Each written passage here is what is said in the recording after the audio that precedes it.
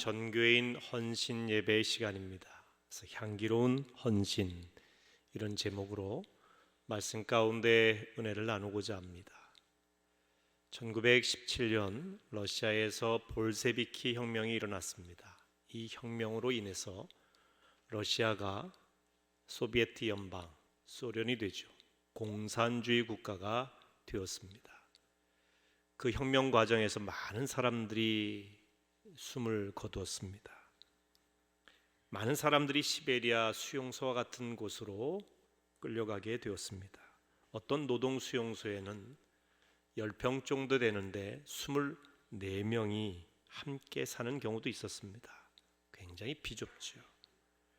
비좁은 방도 불편했지만 하루에 2끼도 제대로 먹지 못하는 배고픈 현실은 더욱 힘들기도 했습니다. 그것도 딱딱한 빵과 스프로 하루 2끼를 먹어야 됐어요. 30-40도 영하 내려가는 강추위, 배고픔, 또 중노동, 그리고 지독한 고독의 환경 속에서 이분들은 생활을 해야만 됐습니다. 점점 피곤에 찌들어갔고 병에 걸리는 사람이 많았고 죽어가는 사람들이 생겨나게 되었습니다. 이런 상황 속에서 사람들은 점차 짐승이 되어갔다고 합니다. 스프와 빵을 나눠주는 시간이면 서로 먼저 먹으려고 아기다툼을 벌였습니다. 그러다 보니까 빵이 바닥에 떨어져서 발에 밟혀 먹지도 못하게 되고요. 스프는 절반 이상 쏟아버리는 경우도 참 많았다고 합니다. 서로 피차 물고 뜯으면 피차 망한다고 하는 성경의 말씀이 바로 이런 상황을 두고 하신 말씀인 것 같습니다. 병든 사람은 음식을 먹을 수조차 없었습니다.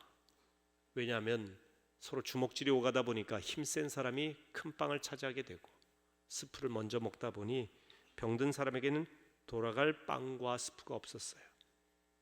원인 모를 질병이 점점 많아졌고 죽어나가는 사람이 많았습니다. 하지만 벽 하나를 사이에 두고 옆 감방은 완전히 다른 상황이었습니다. 사람들은 그 감방을 이상한 감방이라 불렀습니다. 수개월 동안 그 감방에서는 아무도 병에 걸리거나 죽어나가는 사람이 없었습니다. 그 감방에는 반혁명 분자로 붙잡힌 러시아 정교회 사제 한 명이 들어온 이후 방이 변했습니다. 그는 하나님을 뜨겁게 사랑하는 사제였고 이웃사랑을 실천하는 신실한 신앙인이었습니다. 그 방도 처음에는 다른 방처럼 지옥과 같았습니다. 서로 싸웠습니다. 먼저 먹으려고 했습니다. 밟히는 빵이 많았고 스프도 쏟아버리고 말았습니다. 병자들도 많았습니다. 그런데 이 사제가 들어온 이후에 방이 조금씩 변합니다. 이 사제는 배식을 할 때에 자기 것을 받고 난 뒤에는 자기가 먹는 것이 아니라 구석에서 병들어 죽어가는 환자들에게 먼저 먹입니다. 몇 끼를 자기가 굶어도 계속해서 연약한 사람들에게 먹이기 시작하자 사람들은 그를 미친 사람 취급을 했습니다. 아니, 자기 먹을 것도 없는데 남을 먹이다니, 그것도 죽어가는 병자를 먹이다니, 저건 낭비 중에 낭비다, 어리석은 짓이다, 미친 짓이다, 사람들은 생각했습니다. 그는 아랑곳하지 않고 계속해서 자기의 것을 연약한 자들에게 나눠주는 헌신을 보여주었습니다. 연약하던 이들이 점점 회복이 되어갑니다. 그 회복되는 모습을 그 방 안에 있던 많은 죄수들이 함께 보면서 그들의 생각이 바뀌기 시작해요. 나중에는 점점 빵과 스프를 받을 때에 자기가 받아서 자기가 먼저 먹지 않고 주변에 있는 환자들, 연약한 사람들, 힘없는 사람들에게 나눠줍니다. 아무도 자기 것을 먹지는 않았지만 아무도 굶는 사람이 생기질 않았습니다. 왜? 나눠주었기 때문에. 서로 나누다 보니까 모자람이 없었습니다. 그 방이 평화로워졌습니다. 병에 걸렸던 사람도 치유가 되었습니다. 아무도 주먹질하는 사람이 없었어요. 지옥과 같았던 감방이 평화로운 천국으로 변화되었습니다. 한 사람, 신실한 그리스도인의 향기로운 헌신이 지옥을 천국으로 바꾼 것이지요. 오늘 우리는 전교인 헌신 예배를 드립니다. 헌신이라고 하는 말은 바칠 헌자에 몸신자, 몸을 바친다라고 하는 의미입니다. 우리의 모든 것을 바친다는 말입니다. 요한복음 12장 24절 말씀에 이렇게 되어 있습니다. 한 알에 밀이 땅에 떨어져 죽지 아니하면 한 알 그대로 있고 죽으면 많은 열매를 맺느니라. 땅에 떨어진다는 것도 희생이요, 땅에 떨어져 땅 속에서 죽어 열매를 맺는 과정에서도 이 씨앗은 희생을 하는 것입니다. 그 희생으로 싹이 나고 줄기가 자라나게 되고 열매를 맺게 되는 것이지요. 헌신이라고 하는 것은 내가 땅에 들어가는 것입니다. 땅에 떨어지는 것입니다. 땅에서 썩는 것을 말합니다. 희생하는 것을 말합니다. 나를 드리는 것입니다. 내가 죽음으로 열매를 맺는 것을 말합니다. 그 사제가 내가 먹을 것을 헌신함으로, 다른 사람에게 줌으로 그 방이 지옥에서 천국으로 바뀌었습니다. 악이 다툼하던 주먹질하던 그 세상이 평화의 세상이 되었습니다. 평화와 사랑과 생명의 열매가 맺혀지게 된 것입니다. 우리는 헌신 예배라는 표현을 너무 쉽게 사용하는 경향이 있습니다. 하지만 헌신의 의미 진정으로 알게 되면 우리는 비장한 각오로, 결단으로 헌신 예배를 드려야 될 것입니다. 헌신은 어떤 특정한 부류의 사람만 드리는 것이 아닙니다. 우리가 진정한 그리스도인이라고 한다면 헌신하는 것은 당연한 일입니다. 어떻게 헌신해야 될까요? 오늘 바로 그 헌신의 모범이 나옵니다. 성경에서 가장 아름답고 향기로운 헌신 이야기입니다. 예수님이 칭찬하신 헌신 이야기, 바로 마리아의 헌신 이야기입니다. 이 마리아의 향기로운 헌신을 통해서 여러분 헌신이 무엇인지를 배우시기를 바랍니다. 먼저 본문 배경을 살펴보겠습니다. 오늘 말씀 1절에 보면 유월절 엿새 전에 예수께서 베다니에 이르시니, 이곳은 예수께서 죽은 자 가운데 살리신 나사로가 있는 곳이라 그랬습니다. 예수님께서 베다니라고 하는 곳에 도착하셨어요. 이 베다니는 나사로, 마르다, 마리아 3남매가 사는 곳입니다. 예수님께서 얼마 전에, 오늘 성경 본문 앞부분에 보면 요한복음 11장에 얼마 전에 죽은 나사로를 살리는 기적을 일으키셨습니다. 죽은 지 사흘이나 지났지만 무덤 속에 있는 나사로를 향해 나사로야 나오노라 예수님이 선포하자 이미 죽어서 다 붕대로 묶여있던 나사로가 그 몸으로 나왔어요. 살았습니다. 이게 동네 사람들이 다 봤습니다. 놀라운 기적이에요. 아, 예수님이 생명의 주인이신 주님이시구나, 이걸 알게 되었습니다. 특별히 기뻤던 것은 그의 누이 마르다와 마리아가 너무너무 이 일을 기뻐했습니다. 그래서 예수님을 자기 집으로 모신 거예요. 동네 사람들과 함께 예수님께 감사하는 마음으로 잔치를 벌이는 과정 중에 있었던 이야기가 오늘 본문의 내용인 것입니다. 예수님이 다른 사람과 대화하고 있었고 나사로가 그 곁에 앉아 있는데 갑자기 마리아가 순전한 나드 한 근 향유를 가지고 와서 예수님의 발에 부어드립니다. 그리고 자신의 머리털로 그 발을 닦아드립니다. 그러자 오늘 성경 3절 말씀 끝부분에 보니까 향유 냄새가 집에 가득하더라. 그 집안에 온통 향기로운 냄새로 가득했어요. 아름다운 헌신이었습니다. 예수님께서는 이 마리아의 헌신을 극찬하셨습니다. 이 헌신은 단순히 나의 현재만을 섬기는 헌신이 아니라 나의 마지막 장래까지도 미리 향유로 나를 닦아주면서 준비해주는 일이기에 너무나 귀한 헌신이라고 했습니다. 오늘 본문과 평행 본문이라고 볼 수 있는 마태복음 26장과 마가복음 14장에도 보면은 마리아의 헌신의 이야기가 나오는데 거기에는 이런 이야기가 나옵니다. 이 마리아의 헌신이 복음이 전파되는 곳마다 계속 전해질 것이다, 그렇게 말씀하셨어요. 2000년 전에 있었던 이 사건이 2000년이 지난 지금까지도 오늘 우리에게 전해지는 것은 바로 예수님이 예언하신 말씀 그대로 된 것입니다. 그래서 마리아는 지금도 가장 아름다운 헌신을 보인 여인으로, 헌신의 모범으로 우리에게 알려지고 있는 것입니다. 마리아의 헌신의 향기가 있었던 이유가 무엇일까요? 오늘 세 가지로 말씀드리고자 하는데, 첫째는 마리아는 예수님께 헌신했기 때문에 그의 헌신에 향기가 있었습니다. 보통 우리가 누군가를 위해서 헌신하고 희생하고 애쓰고 노력할 때에 나름대로의 목적이 있어요. 나를 좀 알아봐 달라고 하는 그런 의미가 있을 수 있습니다. 우리가 열심히 봉사하면 그 봉사에 대한 대가를 얻기를 원하는 마음도 있습니다. 그런 봉사와 헌신은 나를 위한 봉사와 헌신입니다. 그런데 마리아는 오직 예수님께 헌신했습니다. 주님께 기쁨을 드리기 위해서 헌신했습니다. 사람들이 어떤 이야기를 하든지 어떤 생각을 하든지 이것이 중요한 것이 아니라 예수님을 기쁘시게 하기 위해서 헌신했습니다. 이미 받은 사랑이 있지 않습니까? 그의 오라비를 살려주셨습니다. 생명 주신 예수님께 무엇인들 드리지 못하겠습니까? 그는 그래서 그 주님께 집중하여 헌신을 했던 것입니다. 우리는 주님께 향한 감사의 마음을 잃어버리지 말아야 됩니다. 이미 우리는 예수 그리스도로 말미암아 구원받은 하나님의 백성입니다. 구원받은 백성으로서 하나님 앞에 헌금하고 헌신하고 모든 것을 드리는 것은 당연한 일입니다. 우리는 하나님 앞에 무엇을 드림으로 거기에 대한 대가를 찾기 위해서 헌신하는 것이 아닙니다. 이미 주신 은혜가 큽니다. 우리가 이 땅에 생명 얻게 된 것도 하나님의 은혜 아니겠습니까? 존재하는 것 자체가 하나님의 은혜입니다. 그런데 우리를 거듭나게 하시고 구원하셔서 영생에 이르도록 해주신 우리 하나님의 은혜를 생각할 때에 우리가 하나님 앞에 우리의 모든 것을 드리는 것은 당연한 일입니다. 감사한 마음으로 하는 것입니다. 그런데 오늘 말씀 가운데 가룟 유다가 등장합니다. 그는 생각이 달랐어요. 예수님의 12제자 중에 한 사람이었지만 나중에 예수님을 배반하고 팔아넘기게 되죠. 은 30냥을 받고 말입니다. 마리아는 이 귀중한 300데나리온이나 하는 이 엄청난 가치 있는 향유를 예수님께 부어드렸는데 가룟 유다는 예수님께 대한 관심보다는 물질에 대한 관심이 훨씬 컸던 것입니다. 그는 마리아가 귀한 향유를 예수님 발에 붓는 장면을 보고 그 향유를 아까워했습니다.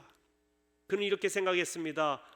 저 향유는 300데나리온이나 하는 것인데 저것을 팔아 가난한 자들에게 주었으면 좋았을 텐데 이렇게 말했어요. 300데나리온이라고 하는 것은요, 1데나리온이 당시 노동자 하루의 품삯이었기 때문에 300일 동안의 품삯이, 오늘날로 말하면 하루 품삯을 10만 원으로 계산만 해도 3천만 원이라 되는 엄청난 가치가 있습니다. 향유 그 한 병이 말이죠. 그만큼 귀중한 향유였어요. 여인들에게 있어서는요, 결혼할 때 반드시 향유가 필요했기 때문에 결혼 혼수품이었을 수도 있습니다. 그 귀한 것을 주님께 드렸다는 것입니다. 두 번째로 이 마리아의 헌신은 자원하는 마음으로의 헌신입니다. 자원하는 마음을 드린 헌신이에요. 마리아는 누가 시켜서 이 일을 한 게 아닙니다. 나사로가 마리아에게 예수님이 나를 살리셨으니 마리아야 너 예수님께 드릴 거 없니? 좀 찾아봐. 이래서 찾아온 것이 아닙니다. 마리아는 자원하는 마음이었어요. 그러니까 마리아는 향유만 드린 것이 아니라 마음을 드린 여인이었습니다. 예수님이 진짜 원하시는 것은 여러분의 마음이에요. 왜 이 마리아의 헌신을 향기로운 헌신으로 오늘날까지 복음이 전파되는 곳마다 기억나게 하시느냐? 마리아가 300데나리온이나 되는 엄청난 가치의 향유를 드렸기 때문이 아니라 주님께 마음을 드렸기 때문에 그렇습니다. 여러분, 주를 위해 봉사할 때 자원하는 마음으로 하십시오. 향유만 부은 게 아닙니다. 이 여인 마리아는 향유로 부은 다음에 여인들의 면류관이라 불리우는 머리털로, 그 귀한 머리털로 더러운 발을 씻겼어요. 당시의 발은 노예가 씻기는 것입니다. 더럽고 죄의 때가 묻어있다 해서 주인이 직접 씻기지 않고 집안에 있는 노예가 씻기는 것이 발입니다. 신을 벗고 발을 씻긴다고 하는 것은 그런 의미가 있어요. 그런데 이 여인이 그 고귀한 머리털로 그 더러운 발을 씻겨드린다는 거예요. 이것은 예수님께 대한 최고의 존경과 사랑의 표시입니다. 자기를 낮추는 전적인 헌신이에요. 주님, 내가 내 마음을 드립니다. 자원해서 주님께 내 마음을 드립니다. 내 머리끝부터 발끝까지 다 드립니다. 자원하는 마음에 자원하여 드리는 마음입니다. 출애굽기에 보면 광야 생활을 하는 이스라엘 백성들의 모습이 나옵니다. 광야 생활할 때 제일 중요한 것은 하나님의 임재예요. 하나님의 함께 하심입니다. 그런데 하나님의 함께 하심의 상징이 성막입니다. 오늘날 교회의 모형이 되는 것이지요. 하나님이 그 성막에 임재하신다 해서 성막을 참 귀하게 여겼어요. 그래서 하나님께서 모세를 시내산으로 부르셨을 때에 십계명의 두 돌판을 주셨고요, 성막에 식양을 주셨어요. 다시 말하면 성막을 지을 수 있는 설계도를 주신 겁니다. 그 설계도대로 하나하나 세밀하게 성막을 짓는 이야기가 출애굽기에 나옵니다. 근데 성막을 지을 때 지을 수 있는 재료가 필요한데 이스라엘 백성들에게 자원에서 좀 가져오도록 이 모세가 이야기를 합니다. 그런데 너무 많이 가져와요. 그 내용이 출애굽기 36장 2절에서 7절인데 한번 같이 읽겠습니다. 모세가 부살렐과 오홀리압과 및 마음이 지혜로운 사람 곧 그 마음에 여호와께로부터 지혜를 얻고 와서 그 일을 하려고 마음에 원하는 모든 자를 부르매 그들이 이스라엘 자손의 성소의 모든 것을 만들기 위하여 가져온 예물을 모세에게서 받으니라. 그러나 백성이 아침마다 자원하는 예물을 연하여 가져왔으므로 성소의 모든 일을 하는 지혜로운 자들이 각기 하는 일을 중지하고 와서 모세에게 말하여 이르되 백성이 너무 많이 가져오므로 여호와께서 명령하신 일에 쓰기에 남음이 있나이다. 모세가 명령을 내리매 그들이 진중에 공포하여 이르되 남녀를 막론하고 성소에 드릴 예물을 다시 만들지 말라 하매 백성이 가져오기를 그치니 있는 재료가 모든 일을 하기에 넉넉하여 남음이 있었더라. 성막을 짓는데 그 성막 짓기 위해서 지을 수 있는 기술자들이 필요하지 않습니까? 재능 있는 사람이 필요해요. 대표적인 인물이 부살렐과 오홀리압이에요. 그리고 지혜로운 사람들이 그 일을 위해서 자원해서 참여를 했어요. 뿐만 아니라 백성들이 지을 수 있는 재료를 가져와야 되지 않습니까? 그런데 백성들이 아침부터 연하여서 자원하는 마음으로 재물을 가져오는 겁니다. 근데 너무 많이 가져와요. 성막을 만들기에 넉넉한 재물이 모아졌는데도 계속해서 사람들이 가져오는 것입니다. 그러자 부살렐과 오홀리압을 비롯한 그 성전을 만들기 위해서 이 재물을 받던 사람들이 모세에게 말씀을 드리는 거예요. 너무 많이 가져옵니다. 쓰기에 넉넉하니 이제 그만 좀 가져오게 하옵소서. 그러자 모세가 백성들에게 이제 그만 넘친다, 넘쳐, 너무 많이 가져왔다 하는 겁니다. 은혜죠. 교회 건축하는데 성도들이 헌금을 너무 많이 해서 헌금 개수하느라고 건축을 못하는 거예요. 이런 교회 있을까 싶습니다. 왜? 자원하기 때문에 나타나는 역사예요. 자원해서. 여러분, 교회에서도 봉사하고 헌신할 때 자원하시기를 주의 이름으로 축원합니다. 우리 안내위원들이 자원하는 분들이 많아서요, 오디션 봐야 될지도 몰라요. 헌금위원들이 너무 많이 자원을 하는 거예요. 교사들 자원을 많이 해서 말이죠. 저는 그런 교회가 되었으면 좋겠어요. 자원 많이 하십시오. 기쁨으로 주님을 섬겨야 돼요. 하나님 앞에 우리가 물질을 드릴 때도요, 자원함으로 드리라고 했어요. 고린도후서 9장 7절 말씀에 이렇게 되어 있습니다. 한번 같이 읽어보실까요? 각각 그 마음에 정한 대로 할 것이요 인색함으로나 억지로 하지 말지니 하나님은 즐겨내는 자를 사랑하시느니라. 우리가 하나님 앞에 헌신할 때도요, 인색함으로나 억지로 하지 말라는 거예요. 즐겨내는 자를 하나님 사랑하시고 기뻐하십니다. 자원하는 마음으로 하시라는 거죠. 마리아의 헌신이 그런 자원함의 헌신이었습니다. 마음을 드린 헌신이에요. 우리 주님께서 가난하시겠습니까? 온 우주 만물의 주인이신 우리 하나님께서 얼마나 부유하신 분이겠습니까? 그분이 돈이 없어서 여러분 보고 바치라고 하겠습니까? 여러분에게 원하는 건요, 물질 그 자체가 아니에요. 마음이에요. 마음 바치는 게 가장 쉬우면서도 어렵습니다. 마음 먹으면 되는 거예요.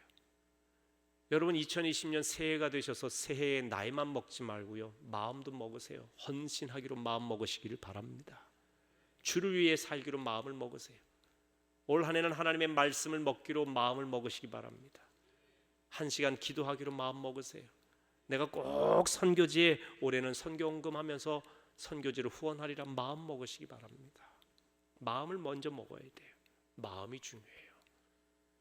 세 번째 마리아의 헌신은 아낌없는 헌신이었습니다. 마리아는 자신이 갖고 있던 비싼 향유를 예수님께 부어드렸어요. 아낌없이 부었습니다. 아마 가룟 유다는 그렇게 생각했을 겁니다. 예수님께 부어드려도, 조금만 부어드려도 이 나드 향유는 좋기 때문에 냄새가 대단할 텐데, 제 마리아는 왜 저걸 다 깨트리는 거야? 아까워 죽겠어. 너무너무 아까워하는 거예요.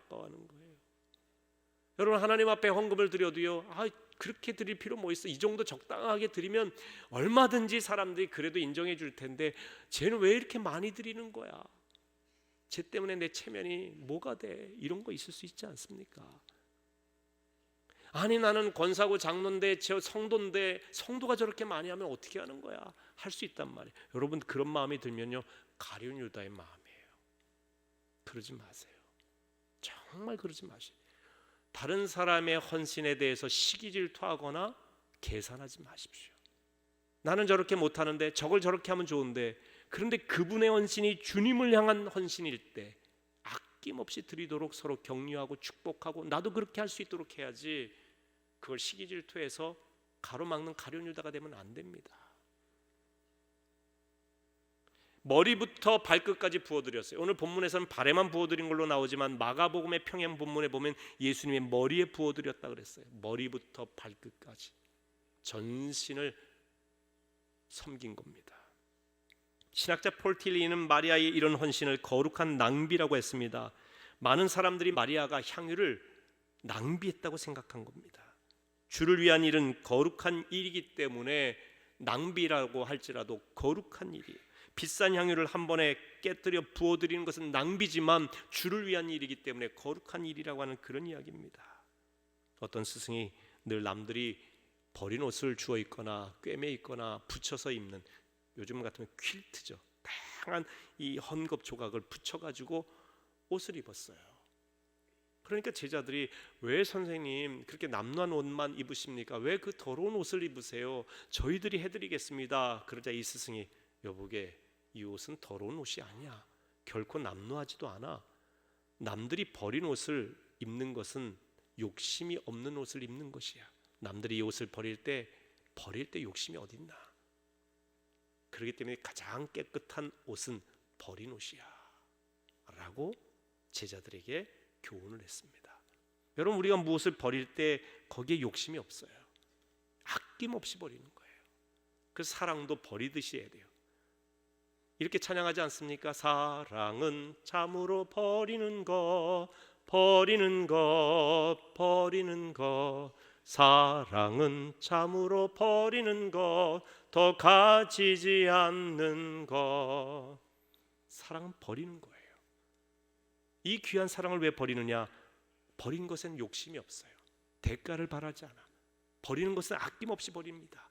아낌없이 사랑하라는 뜻입니다. 욕심 없이 사랑하라는 뜻이고, 대가를 바라지 말고 사랑하라고 하는 것이 버리는 사랑이에요. 여러분을 버리는 겁니다. 희생은 여러분을 버리는 거예요. 아낌없이 드리는 거예요. 우리는 주의 일을 하고도 무익한 종이라고 말하면서 무엇을 대가를 바라는 사람들이 아닌 것입니다. 하나님이 우리를 위해 그렇게 하셨습니다. 하나님께서는 아들 독생자 예수 그리스도를 아낌없이 우리를 위해 주셨습니다.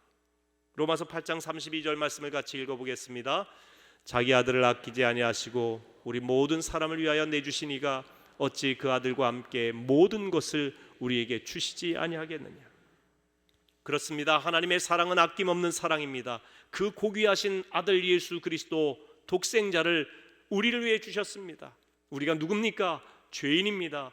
본질상 진노의 자녀예요. 멸망받을 수밖에 없는 어리석은 존재입니다. 그런 우리를 위해서 그 죄 없으신 고귀하신 예수 그리스도를 우리를 위해 주신 것입니다.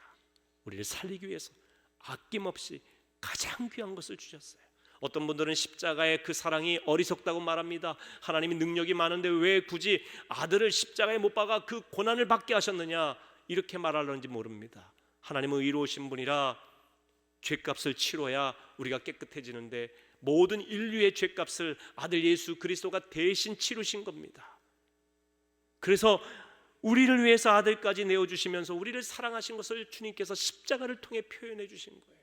그래서 십자가는 사랑입니다. 그래서 십자가는 우리를 위한 주님의 희생입니다. 내가 너희를 얼마나 사랑하는지 너희들이 알기를 원한다고 말씀하시는 주님의 강력한 사랑의 호소입니다. 십자가를 바라볼 때 주님의 음성을 들으시기를 바랍니다. 아낌없는 주님의 사랑 말이죠. 마리아가 바로 예수님께 그걸 표현했어요. 내 가장 귀한 것을 아끼지 않고 당신께 드립니다. 이제 우리 차례 아니겠습니까? 주를 위해 여러분의 향유 옥합을 깨뜨리시기를 바랍니다. 거룩하게 낭비하세요. 버리듯이 아낌없이 주님을 위해 헌신하십시오. 먼저는 시간을 헌신하십시오. 시간은 생명입니다. 돈은 또 벌 수 있지만 시간은 벌 수도 없고 재생할 수도 없습니다. 지나가면 그만이죠. 남는 시간이 아니라 주님께 가장 귀한 시간을 드려보십시오. 보다 젊은 시절 주를 위해 헌신하는 것은 얼마나 고귀한 일인지 모릅니다. 가장 고귀한 시간을 드리는 것은 마리아가 고귀한 향유를 주님께 드리는 것과 같습니다. 젊은 시절 젊어서 놀자고 하는 그 노래에 너무 여러분 매력을 느끼지 말고 젊은 시절 더 한 살이라도 젊었을 때 주님을 위해 헌신하자, 그렇게 찬양하시기 바랍니다. 우리가 헌금이라고 하면 물질의 헌금만 생각하지만 한국 교회 초기에는 날 연보라는 게 있었어요. 옛날에 헌금을 연보라고 했죠. Day offering이라고 하는 표현을 쓰는데요, 그 연유가 이렇습니다. 지금으로부터 116년 전이죠. 1904년 11월에 평북 철산에 있었던 철산교회에서 사경회가 시작이 되었어요. 당시 복음의 열정이 불타오르던 때입니다. 하지만 경제적인 여유가 없어서 물량적인 전도는 엄두를 내지 못하던 그런 때였습니다. 그때 사경회 강사께서는 이렇게 얘기합니다. 1년에 365일 중에 복음 전도를 위해 물질은 못 바치더라도 대신 날을 바쳐서 전도할 수 있는 분 헌신하시기 바랍니다. 이것을 날 연보라고 합니다. 데이, 하루하루 그 날을 하나님 앞에 바치라는 거예요. 그래서 너도 나도 날 연보를 하기 시작하는데 어떤 상인은 매일 장사하느라 정신이 없었는데 그날 이후로 일주일에 하루는 문을 닫고 내가 전도하는 일에 나를 바치겠습니다. 어떤 사람은 11조를 생각하면서 열흘에 하루는 전도하는 일에 헌신하겠습니다. 배를 타는 어떤 선원은 배 타지 않는 날들 중에 60일을 하나님께 바치겠습니다. 이런 식으로 그날 모인 300여 명의 성도들이 날 연보를 해서 총 1721일을 바쳤다고 합니다. 날 연보를 통해 시골 곳곳까지 전도를 하게 되었어요. 많은 사람들의 생명을 주께로 인도했습니다. 철산교회 날 연보 헌신은 평양, 선천, 의주, 철원, 서울 등지로 퍼져갔습니다. 이게 바로 오늘 한국교회가 부흥하게 된 원동력이기도 합니다. 여러분, 자원하는 마음으로 일주일에 하루, 아니 11조 하는 마음으로 한 달에 3일이라도 날 연보해 보세요. 매일 우리가 전도를 못할지라도, 모든 시간을 다 못 드린다 할지라도 여러분 일주일에 하루 아니면 혹은 열흘에 하루라도 내 이웃에게 예수님의 사랑을 잠깐이라도 한번 전해보시라는 거예요. 예수 믿고 영원한 생명을 얻도록 그들에게 예수님을 소개해보는 시간을 가지시라는 것입니다. 미국의 릭 워렌 목사님은 우리가 천국 가서 할 수 없는 두 가지 일이 있다고 합니다. 하나는 죄 짓는 일을 못한다. 천국은 죄를 지을 수가 없어요.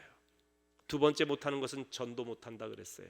거기는 전도 받아서 온 사람들이기 때문에 거기는 전도할 대상이 없는 거예요.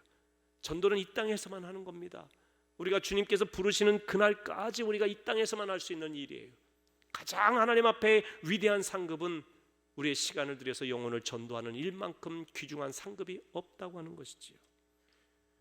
그래서 시간의 헌신이 필요합니다. 또한 시간의 헌신은 하나님께 드리는 예배의 시간을 말합니다. 캐나다 리젠트 신학교 마르바 던 교수님이 쓰신 고귀한 시간 낭비라고 하는 책에 보면 가장 고귀한 시간 낭비는 예배다 그랬어요. 우리가 하나님 앞에 드리는 예배가 가장 고귀한 시간인데 그 시간을 낭비하듯이 아낌없이 드리라는 거예요. 뒤돌아보지 말고 버리듯이 여러분의 시간을 예배를 위해 희생하라는 거예요. 왜? 그 예배를 통해서 하나님께서 너무너무 기뻐하시고 한문을 여시게 됩니다. 여러분, 남는 시간에 예배하지 말고 예배의 우선순위를 두십시오. 그동안 주일 예배에 충실하지 못했다고 한다면 안식일을 기억하여 거룩히 지키라고 하는 제4계명을 기억하면서 충성되이 주일 성수하시기 바랍니다. 주일 성수는 했지만 주중에 전혀 주님과 거리가 먼 생활을 했던 분들은 금수저 예배를 기억하십시오. 금요일과 수요일 저녁 예배 기억하십시오. 매일매일 주님과 가까이 하기를 원하시는 분들 새벽 예배 얼마나 귀한지 모릅니다. 날마다 또한 가정 예배 드리십시오. 안식일을 기억하고 그리고 매달 초하루를 기억하라는 것은 성경의 명령이기도 합니다. 이사야 66장 23절 말씀 같이 읽습니다. 여호와가 말하노라 매월 초하루와 매 안식일에 모든 혈육이 내 앞에 나와 예배하리라. 여러분, 안식일 주일에 하나님 앞에 나와 예배드리는 일 귀합니다. 또한 매월 초하루 첫째 날 우리가 감사 새벽기도 하지 않습니까? 모든 혈육이 나오라고 그랬어요. 온 가족이 함께 하나님 앞에 시간을 드리는 것입니다. 하나님 앞에 시간의 헌신이에요. 두 번째, 물질을 헌신하십시오. 마리아는 자신의 옥합을 아낌없이 깨뜨렸습니다. 제물로 예수님께 헌신했다는 이야기죠. 돈지갑이 회개해야 진짜 회개한 것입니다 라고 우리 감리교회 창시자인 웨슬리 목사님이 이야기했어요. 성경에서 말하는 물질의 헌신 중에 가장 기본은 11조입니다. 모든 것이 하나님께로부터 오는 것이죠. 온 우주 만물의 주인이 하나님이십니다. 그런데 하나님이 온 물질과 우주 만물의 주인이라고 하는 고백이 하나님 앞에 우리의 첫 것을 드리는 헌신입니다. 성경에 보면 하나님께서는 첫 것을 귀하게 여깁니다. 첫 아들, 첫 소생물, 그 다음에 첫 새끼, 첫 소산물, 이런 걸 귀하게 여기세요. 첫날. 왜? 이 첫날에 대한 고백을 통해서 모든 것이 하나님 것임을 고백하는 것이 되거든요. 11조는 열등분해서 그 중에 하나가 아니라 우리의 모든 것이 귀한데 그 중에 첫 것을 하나님 앞에 드림으로 모든 것이 주께로부터 왔음을 고백하는 거예요. 주일은 일주일의 첫날입니다. 주일을 드리는 것은 모든 날이 주의 날인데 이 첫날을 드림으로 모든 날이 주의 날이라고 하는 신앙인의 고백이 되는 것입니다. 첫 것이 중요해요. 첫 마음, 첫 신앙, 첫 열매, 첫 사랑. 여러분이 첫 것을 드린 것이 귀합니다. 그래서 여러분, 11조는 하나님께서 축복을 또한 약속하셨어요. 당연히 주신 은혜에 대한 감사함으로 드리지만 그런데 그럼에도 불구하고 거기에 축복을 주시겠다고 약속하셨어요. 말라기 3장 10절 말씀을 같이 읽어보겠습니다.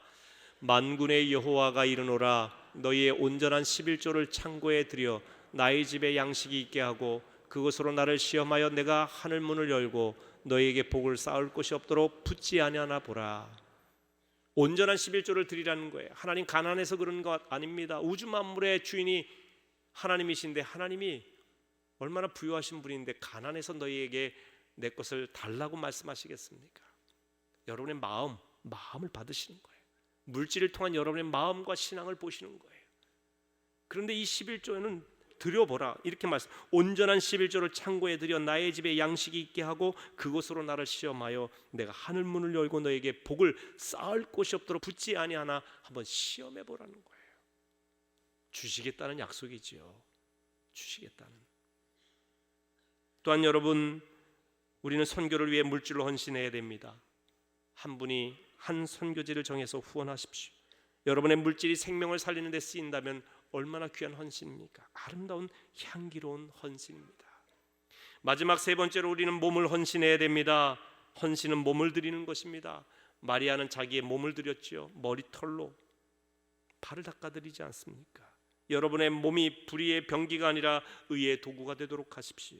세상에서 예수의 향기를 드러내는 선한 일을 위해 헌신하시기 바랍니다. 또한 교회 안에서도 여러분 몸을 들여 헌신할, 봉사할 곳을 찾으십시오. 누가 나한테 부탁해서가 아니라 내가 찾아가서 자원해서 하는 것이 귀합니다. 요즘 재능 기부란 말도 있지 않습니까? 믿지 않는 사람들도 자신의 재능을 기부합니다. 헌신하죠. 어려운 분들을 위해서 사용하는 겁니다. 대가를 바라지 않고 말입니다. 그런데 우리는 그리스도인입니다. 하나님의 상급을 바라보는 사람이에요. 그런데 이 땅에서 우리가 헌신 못할 일이 어디 있겠습니까? 헌신은 아무 때나 할 수 있는 게 아니고 아무나 하는 것이 아닙니다. 주를 위해 살고 주를 위해 죽고자 하는 자원하는 마음이 있어야 됩니다. 주님 사랑하는 마음이 있으면 자원함이 나오게 되는 거예요. 아끼지 않습니다. 중요한 포인트는 우리가 주님을 사랑하느냐 하는 것이죠. 사랑하니까 그게 아까운 것이 아닌 것입니다. 여러분, 헌신은 주님을 사랑하는 마음이 전제되지 않으면 아까워요. 부담스럽습니다. 그리고 억지로 하게 돼요. 오래 못 갑니다. 저는 여러분에게 마리아처럼 주님을 사랑하고 그래서 자원함으로 아낌없이 헌신하여 주께 영광 돌리시길 주의 이름으로 축원합니다.